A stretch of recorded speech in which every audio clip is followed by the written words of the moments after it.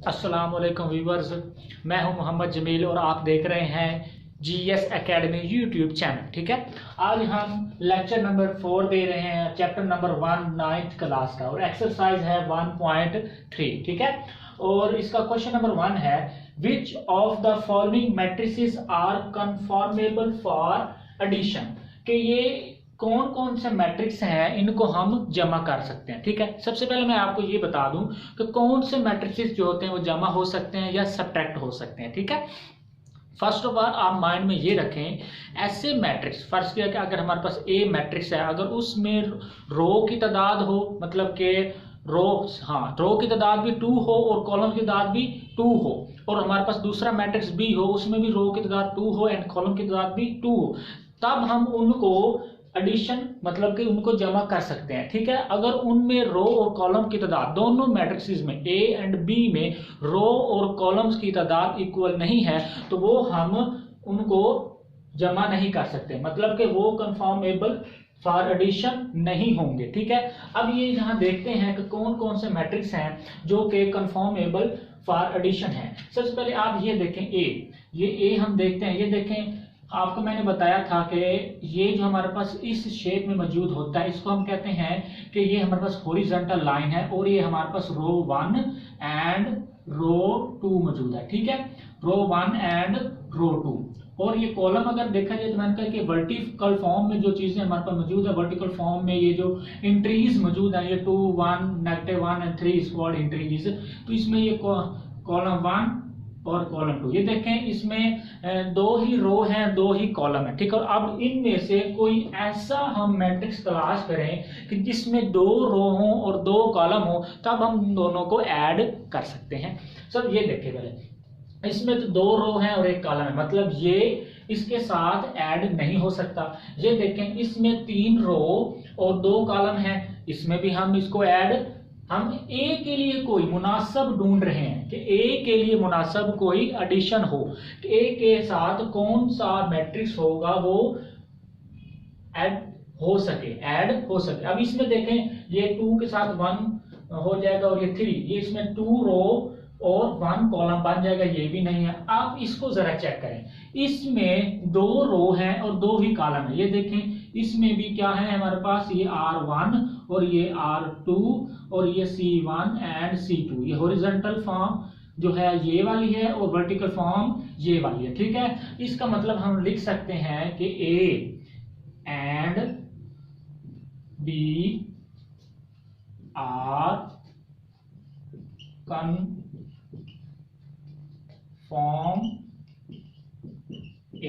For addition. ठीक है, ये हम यहाँ पर इसको 1 का नाम दे देते हैं कि ये हमने फाइंड कर लिया। अब बी की बात करते हैं। अब इसमें 2 कॉलम हैं और 2 रो हैं और 1 कॉलम है। अब इसमें तलाश करें, इसके लिए तलाश करें कि हमारे पास कोई भी 2/1 हो। ठीक है, 2/1 तलाश करें। अब ये देखें ये भी 2/1 नहीं है, ये देखें जरा, ये 2/1 है, इसमें भी हमारे पास ये जो है हमारे पास, ये भी हमारे पास 2/1 है। इसका मतलब ये हुआ कि ये C इज इक्वल टू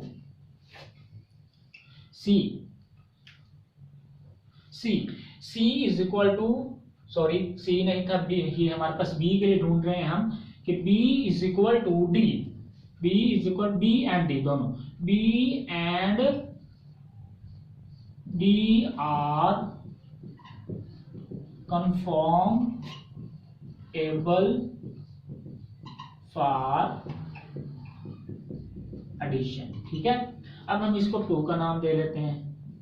अब हमने इसको भी सॉल्व कर लिया, इसको भी सॉल्व कर लिया है, और अब इसको देखें कि इसमें कितनी रो है और कितने कॉलम है। फिर इसके लिए हम कोई मुनासिब मैट्रिक्स ढूंढेंगे जो कि एक दोनों से ऐड हो सके। ठीक है, अब ये देखें ये है हमारे पास 3/2। ठीक है, अब ये देखें ये भी 3/2 नहीं है, ये भी 3/2 नहीं है। ये देखें जरा, अगर ये देखें, अगर हम इसको सॉल्व करें, ये 1 1 2 हो जाएगा, ये 3 + 2 ये 5 हो जाएगा, और ये 2 4 एंड ये 3, इसमें भी 3 रो हैं और 2 कॉलम, मतलब इसमें भी 3/2 है। ठीक है, मतलब कि C एंड F यहाँ लिखेंगे, थर्ड जो हमारे पास फाइंड हुआ कि C and and F, C and F are लिख लेते हैं, आर कंफर्म एबल फॉर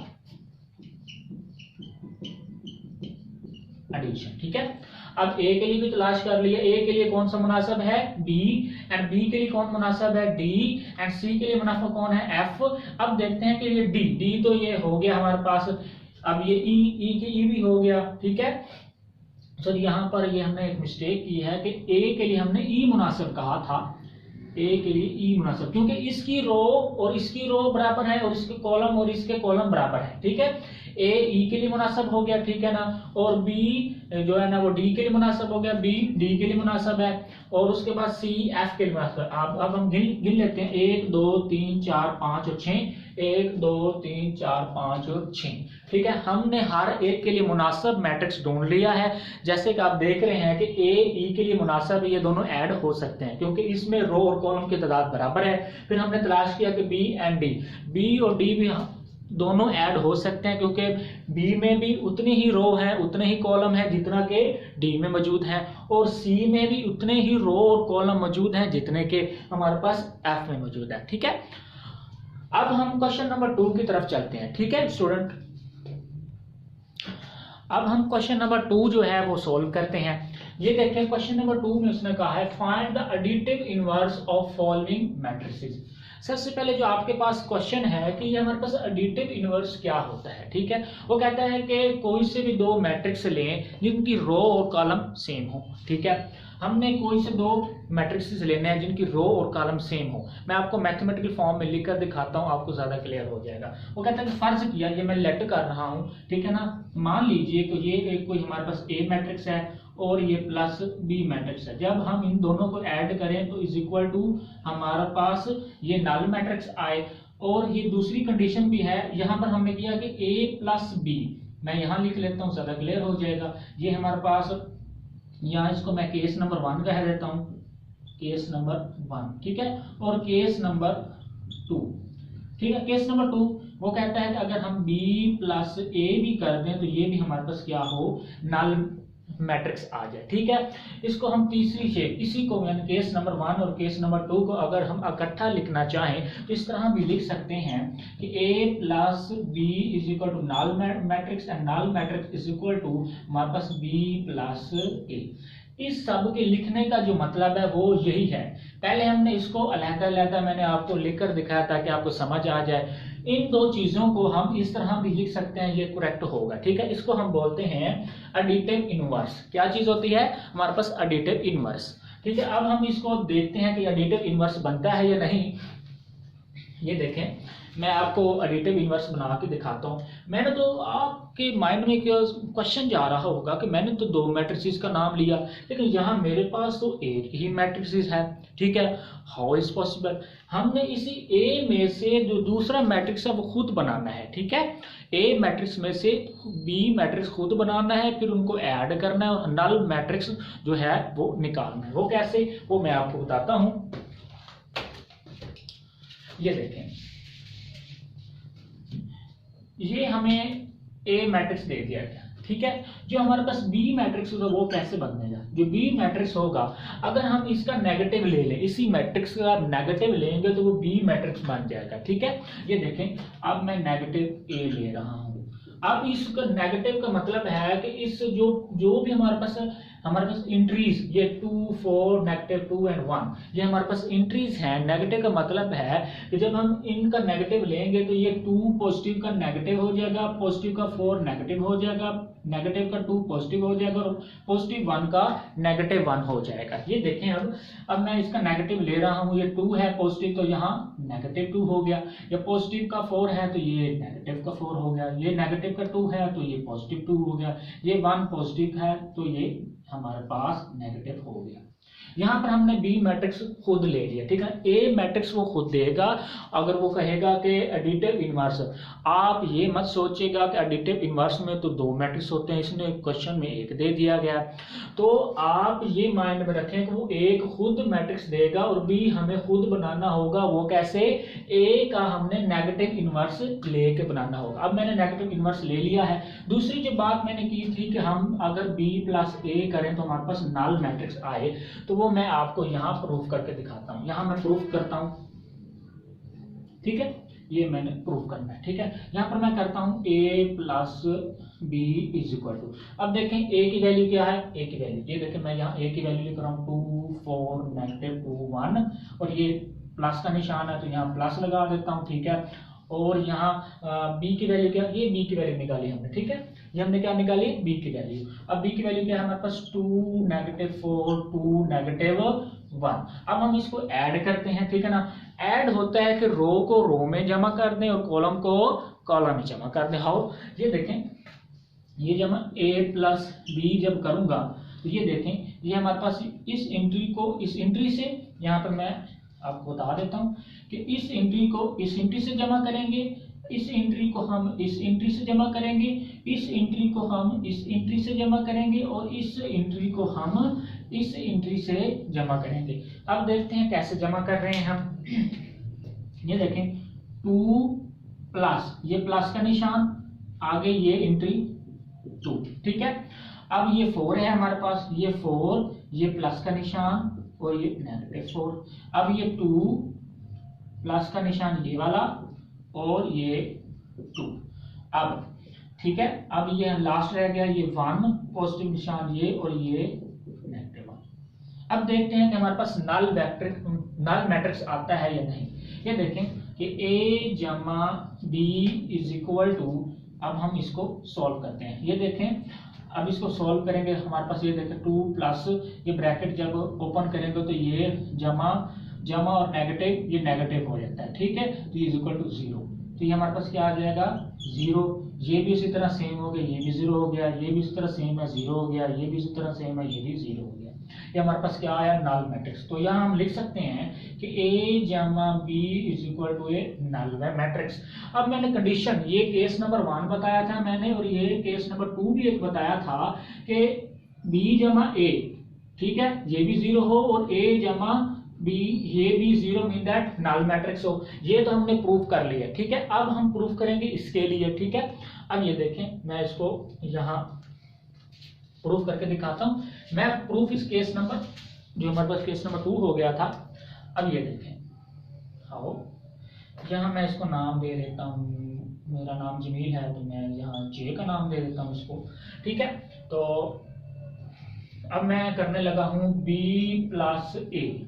अब बी मैट्रिक्स कौन सा है, ये देखिए, ये बी मैट्रिक्स हमने ए में से ही बी मैट्रिक्स निकाला है। क्या है हमारे पास, -2 -4 2 -1 और यहाँ पॉजिटिव का निशान, ये पॉजिटिव का निशान, ये ए मैट्रिक्स ये जो दिया गया था हमें क्वेश्चन में 4 -2 and 1, ठीक है।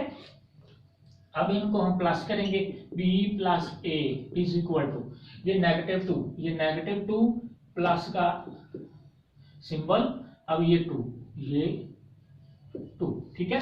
अब इसको इसके साथ -4 प्लस 4, अब इसको इसके साथ ये 2 पॉजिटिव -2, ठीक है। अब इसको इसके साथ -1 पॉजिटिव 1, ठीक है। अब ये देखें, ये b प्लस 1, ये -2 ये +2, ये क्रॉस नल में 0 बन गया, ये भी 0 ये भी 0 ये भी 0। तो इसका रिजल्ट क्या हमारे पास आया, b plus A is equal to A null. तो इसको हम इक्वेशन नंबर इसको हम दे देते हैं ए का नल, ठीक है ना। अब ए का नाम हमने दे दिया। अब देखें फ्रॉम इक्वेशन नंबर, फ्रॉम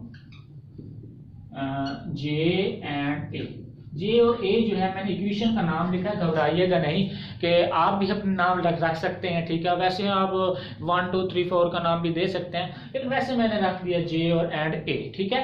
अब ये देखें, अब यह मैं लिख सकता हूं कि हमारे पास a जमा b is equal to null and null vector is equal to b plus ए।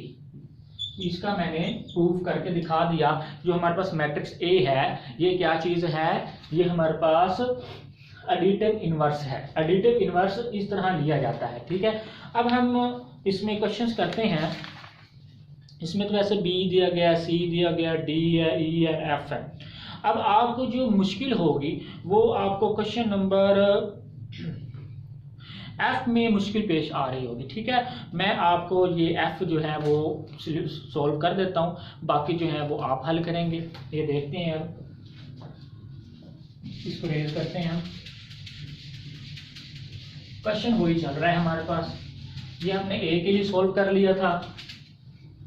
अब ये देखें, अब मैं एफ के लिए सॉल्व करता हूँ। थोड़ा सा आपको ये मुश्किल लग रहा होगा। एफ है हमारे पास 3 under root -1 and 1 and 2 under root, ठीक। अब वो कहता है कि इस मैट्रिक्स का भी क्या मालूम करना है हमने, एडिटिव इनवर्स मालूम करना है, ठीक है। एडिटिव इनवर्स मालूम करना है हमने। हाउ, ये देखें, आपको मैंने कहा था कि एडिटिव इनवर्स में हमें 2 मैट्रिक्स चाहिए, ठीक है। 2 मैट्रिक्स को जब हम जमा करेंगे तो उसका जो रिजल्ट हो वो नल मैट्रिक्स हो, तब हम उसको बोल सकते हैं कि वो एडिटिव इनवर्स है, ठीक है। तो आए हम देखते हैं कि इसका हम एक मैट्रिक्स उन्होंने दे दिया है, दूसरा मैट्रिक्स किस तरह बनाते हैं। दूसरा मैट्रिक्स हम एफ है तो यहाँ जी हम लेट कर लेते हैं कि जी मैट्रिक्स दूसरा मैट्रिक्स बनाने के लिए इसका हम नेगेटिव ले लेंगे, ठीक है। और ये नेगेटिव एफ बराबर, जो पॉजिटिव होंगे वो नेगेटिव हो जाएंगे। ये पॉजिटिव है तो ये -3 हो गया, ये -1 हो गया, ये +1 हो गया और ये -2 हो गया। रूट भी 7 है। अब केस नंबर 1, अब हमने जो प्रूफ करना है, जो प्रूफ में हमारे पास चीजें हैं, प्रूफ में हमने करना है कि ये एफ है, F plus G is equal to null matrix, and null matrix यानी कि G प्लस F जमा G करें तो ये रिजल्ट आए, या दूसरी कंडीशन है G जमा F करें तो यही रिजल्ट है, नल मैट्रिक्स आए। अब हम यहाँ पे प्रूफ में ये पहला वाला रिजल्ट, ये वाला रिजल्ट जो है वो करते हैं। मैं यहाँ निशानी लगा देता हूँ आपके समझने के लिए। सबसे पहले हम इसको करते हैं, ये हम करते हैं जी F प्लस G, ठीक है। F प्लस G को हल करते हैं। अब ये देखें f की जो वैल्यू क्या है हमारे पास 3 अंडर रूट 1 -1 एंड 2, और ये प्लस का निशान है, सिंबल है। तो ये g की वैल्यू क्या है हमारे पास -3 1 -1 एंड सॉरी, यहाँ पॉजिटिव है, यहाँ नेगेटिव है, और ये हमारे पास g की वैल्यू यहाँ आ गई, ठीक है। अब हम इसको ऐड करते हैं। ये जब हम इसको ऐड करेंगे, ये देखें ऐड कर रहे हैं हम 3, ये सिंबल प्लस और ये नेगेटिव। इसको मैंने इसके साथ ऐड किया, इसको मैंने इसके साथ ऐड किया और इसको मैंने इसके साथ ऐड किया, ठीक है। अब ये देखें किस तरह कर रहे हैं हम, ये 1 प्लस -1 और ये हमारे पास -1 प्लस 1 और ये हमारे पास 2 under root plus -2 under root, ठीक है। जब हम इसको हल करेंगे तो ये देखें आप, ये भी 0 हो रहा है, ये भी 0, ये देखें इनको जब सोल्व करेंगे ये भी 0 बन जाएगा, ये भी 0 बन जाएगा, ये भी 0 बन जाएगा और ये भी 0 बन जाएगा, ठीक है। अब वहाँ सोल्व करके हमने पहले देखा भी है, ये देखें ये 0 ये 0 ये 0 और ये 0, तो ये हमारे पास किसका रिजल्ट आया f प्लस g का। अब हम इसको इक्वेशन नंबर ए का नाम दे देते हैं, ठीक है। नल मैट्रिक्स निकाल लिया है हमने, ये पॉइंटर थोड़ा खत्म हो गया तो हम रेड यूज कर लेते हैं। अब ये पहली कंडीशन हमने सोल्व कर ली, दूसरी कंडीशन देखते हैं ये सोल्व होती है या नहीं। ये g की वैल्यू लिखवाएं हमें, ये देखें g, यहाँ पर हम करेंगे g प्लस f। अब देखें g प्लस f का रिजल्ट भी हमारे पास ये नल आता है या नहीं। ये g की वैल्यू क्या है हमारे पास, ये है g हमारे पास -3 under root -1 and 1 and -2 under root, और हमारे पास ये प्लस का है, ये प्लस हमारे पास ये आ गया। और f की वैल्यू जो है हमारे पास 3 अंडर रूट ये 1 ये -1 एंड 2 अंडर रूट है, ठीक है। ये चेक कर लेते हैं 3 1 -1 एंड 2, ठीक है। अब इसको हम जब ऐड करेंगे तो ये देखें -3 ये प्लस का सिंबल, ये +3, इसको मैं इसमें ऐड कर रहा हूँ, इसको मैं इसमें ऐड कर रहा हूँ और इसको मैं इसमें ऐड कर रहा हूँ और इसको मैं इसमें ऐड कर रहा हूँ, ठीक है। अब ये -1 + 1 एंड 1 -1 पहले सिंपल लगा लेते हैं, ठीक है। और -2 प्लस और ये 2 √। जब हम ये हल करेंगे, सॉल्व करेंगे, ये देखें ये भी 0 हो गया, ये भी 0 हो गया, ये भी 0 हो गया, ये भी 0 हो गया। इट मीन दैट इसको हम नाम दे देते हैं b का, ठीक है। अब यहाँ लिखेंगे फ्रॉम a एंड b, ये b इक्वेशन और ये a इक्वेशन, ये भी नल आई है, तो यहाँ हम लिख सकते हैं कि f plus g is equal to null and g plus f ये भी नल। तो ये हमारे पास प्रूफ हो गया कि हमारे पास ये प्रूफ हो गया कि ये f जो है ये भी आल्सो क्या है, एडिटिव इनवर्स है, ठीक है।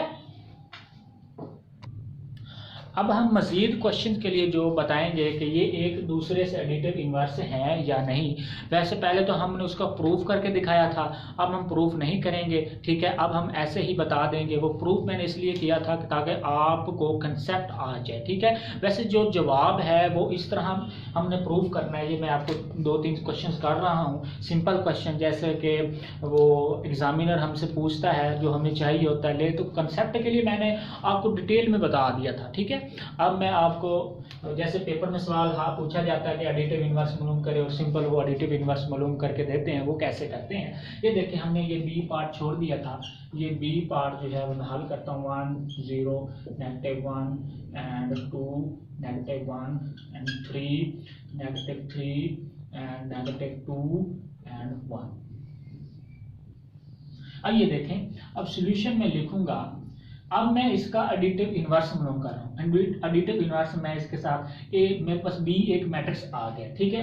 अब एक न्यू मैट्रिक्स हम फर्ज कर लेते हैं कि जे है, ठीक है। जे मैट्रिक्स जो है ये बराबर होगा, अगर मैं -b इसका मैं नेगेटिव ले लूँ तो, ठीक है। जो मेरे पास मैट्रिक्स दिया गया अगर मैं उसका नेगेटिव ले लूँ, ठीक है। अब ये देखें -b ये हमारे पास होगा, क्या होगा, जो भी इंट्रीज हमारे पास मौजूद है, पॉजिटिव मौजूद है इंट्रीज, उनको नेगेटिव कर देंगे, जो नेगेटिव इंट्रीज मौजूद है उनको पॉजिटिव कर देंगे। ये देखिए ये पॉजिटिव है तो ये नेगेटिव हो गई, ये 0 के साथ पॉजिटिव और नेगेटिव जो है वो नहीं लगाते हम। 0 is not a positive number nor a negative number. तो ये देखें 0 -1 ये पॉजिटिव हो गया, ये -2 हो गया, ये 1 हो गया, ये -3 हो गया, ये -3 हो गया, ये 2 हो गया और ये -1 हो गया। ये एक सॉल्यूशन आ गया हमारे पास, ठीक है। अब ये हमारे पास सी पार्ट भी छोड़ा था हमने, तो ये सी पार्ट जो है हमारे पास ये देखें 4 -2। अब हम जब इसका मालूम करेंगे दूसरा एडिटिव इनवर्स, ये हम एडिटिव इनवर्स मालूम करेंगे, तो मैं फर्ज करूंगा कि इसका भी मैं जे ही ले लेता हूँ। जब जे मालूम करेंगे, एक मैट्रिक्स दिया गया दूसरा मैट्रिक्स मालूम करूंगा, तो मैं सी इसका एक नेगेटिव ले लूंगा। जो भी पॉजिटिव इंट्रीज है वो नेगेटिव हो जाएंगे, नेगेटिव है वो पॉजिटिव हो जाएंगे। ये -4 हो जाएगा और ये 2 हो जाएगा, ठीक है। अब ये है फॉर सी पार्ट, ठीक है, और ये फॉर बी पार्ट था। अब ए भी हो गया, बी भी हो गया, सी भी, ये डी रह गया। अब ये देखें डी हमें मैट्रिक्स बुक में दिया गया ये, अब मैं डी के लिए सॉल्व कर रहा हूँ। डी हमें दिया गया है 1 0 -3 -2 2 1। अब इसके लिए हम जे जब मालूम करेंगे तो ये डी का हम नेगेटिव ले लेंगे, तो ये हमारे पास जो एंट्रीज हमारे पास पॉजिटिव हैं वो नेगेटिव हो जाएंगी और जो नेगेटिव हैं वो पॉजिटिव हो जाएंगी। ये देखें ये पॉजिटिव है तो ये -1 हो गया, ये 0 हो जाएगा, ये 3 हो जाएगा, ये 2 हो जाएगा, ये -2 हो जाएगा और ये -1 हो जाएगा, ठीक है। ये हमने इन पार्ट के लिए सॉल्व कर लिया, ठीक है। अब हम ई के लिए सॉल्व करते हैं। ये लास्ट है हमारे पास क्वेश्चन नंबर 2 का। ई उसने हमारे पास दे रखा है, ये ई के लिए, ये क्वेश्चन में बुक में क्वेश्चन दिया गया है। ई है हमारे पास 1 0 एंड 0 एंड 1, ठीक है। तो जब हम इसका मालूम करेंगे, इसका भी हम जे लेट कर लेते हैं। जब जे मैट्रिक्स बनाएंगे तो ई का हम नेगेटिव ले लेंगे, तो ये हमारे पास बराबर होगी। ये जो पॉजिटिव एंट्रीज है वो नेगेटिव हो जाएंगी, जो नेगेटिव है वो पॉजिटिव हो जाएंगे। ये -1, ये 0, ये 0 एंड -1, ठीक है। तो इट मीन दैट कि इसका जो मतलब है, इसका मतलब है कि ये E प्लस जे जो है is equal to null matrix है। जब हम इसको जमा करेंगे नल बनेगा। तो इसका जो मतलब है वो ये है हमारे पास कि जे ए प्लस बी करेंगे तो ये भी हमारे पास नल मैट्रिक्स आएगा। और इसका भी यही मतलब है हमारे पास, जब जे प्लस बी करेंगे ये भी हमारे पास नल मैट्रिक्स आएगा। और इसका भी यही मतलब है, जब हम सी प्लस जे मैट्रिक्स करेंगे तो ये हमारे पास नल मैट्रिक्स आ जाएगा। आज हमने question number 1 and question number 2 complete कर लिया है। ठीक है।